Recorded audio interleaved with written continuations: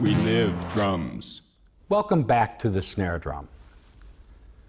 The snare drum is one of our oldest drums. Of course, drums began with just a frame, a simple circular frame of wood with the skin stretched over the top.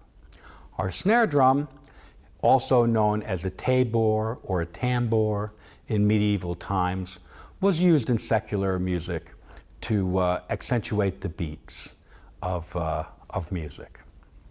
Our current modern snare drums have gone through many stages in evolution, and at one point we had military drums that had rope tension. Then we need a little bit more tension, so then we added a metal apparatus so that we could tighten the skins with screws. We went from a calf skin or a goat skin head to a mylar or plastic skin. So we've had some major evolution in the development of the snare drum. Let's talk about the parts of the snare drum so that we can learn a little bit about these. Basically, every snare drum consists of, it's a one-piece instrument, but we'll learn how to take it apart in a second. We have a top head. This is called the batter head, the top head right here on the drum. It's a rough skin.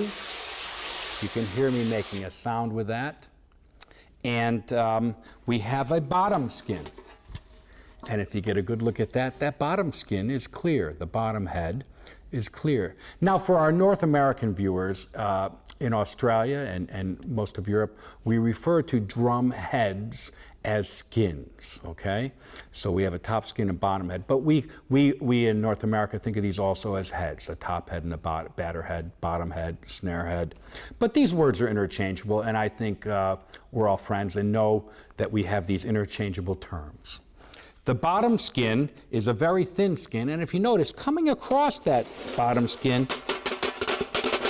we have some snares.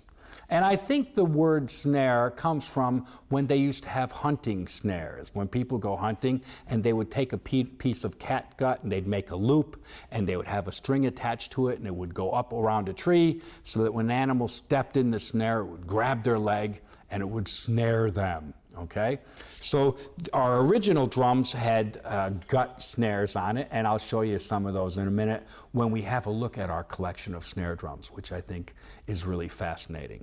So we have snares that go across the bottom skin and resonate or rattle.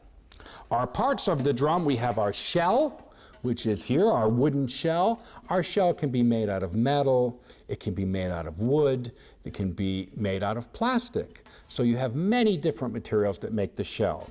The top part, we have a rim on top as well as a rim on bottom. Rims can be die cast, they can be pressed, the rims can be made out of wood.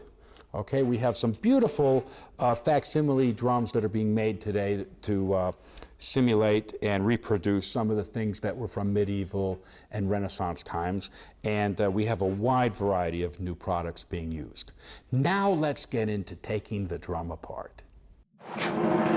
We live drums.